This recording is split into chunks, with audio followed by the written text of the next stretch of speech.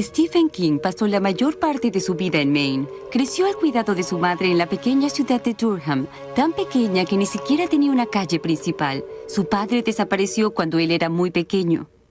When I was 2, he left. He just bugged out, gone. And we moved around a lot after that, and I think that she was looking for him, trying to get him to pay support. She died of cancer. And toward the end, she had all this medication, all this dope, and she was stoned most of the time.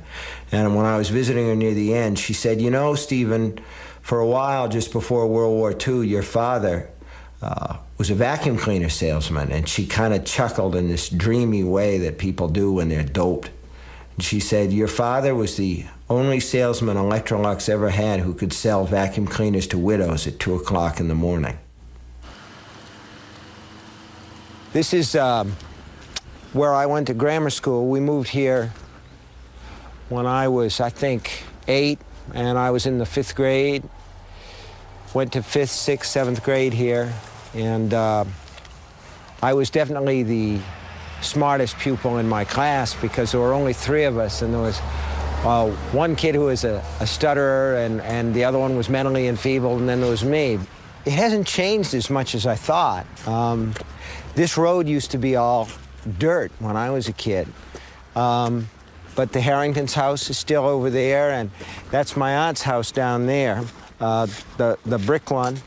And, you know, we used to pick blueberries in this field until they turned it over for beans, and that's where we went. We didn't have running water either, and that's where we went to get a shower. If we wanted a shower or a bath, we'd walk down across the field and go there.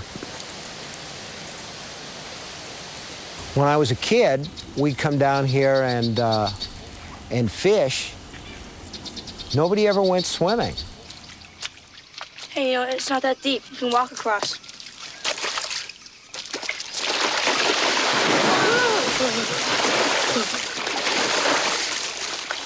One hot day, we decided, what the hell, we're all going to go swimming. There was about 6 or 7 of us down here, you know, just goofing around, and we had our inner tubes and stuff. You paddle around in them, and You die, Chambers! this one friend of mine, David Hanna, did a handstand, and his feet came right up out of the water, and he's covered with these black things. They're all over his legs. You know, he's a redhead. He's little chubby pink legs. Vern, there's something on your neck. Yeah, right. I'm not falling for that one a chance. No, Vern, there is something on your neck. It's a leech. And I took a look at that, and I go, Jesus, I cannot believe that. We got to get out of here. So we all go out, and we were covered with it. We were covered with bloodsuckers.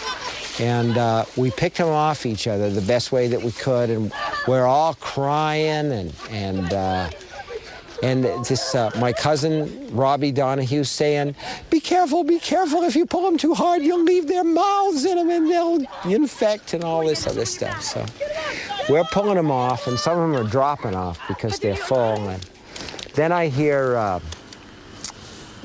this one kid saying, oh my God, look at this. And he's got his bathing suit out like this, and he's looking in his bathing suit. And he's going, Steve, help me. You gotta help me. You gotta get it off. I says, I'm not reaching inside your bathing suit, Chris, man. I'm not doing that. You'll have to. So he reached down, and he brought his hand out, and his hand is just covered with blood. He got the thing off. The thing was huge. It had battened on his testicles. It had gotten in his bathing suit somehow, battened on his testicles. And he said, here it is. And he just, his eyes rolled up, and he went right over backward in a dead faint. And about 10 years later, I was working on this story called The Body that became a film, Stand By Me. And I was thinking about that, and I stuck that in there, and I stuck in everything that I could remember from the time. It was no big plan to write about my past, to write about childhood, just a bunch of kids going down a railroad track to find a dead body. And I found that I had something where I could basically hang a lot of the things from my childhood. Boring stories nobody would want to hear otherwise.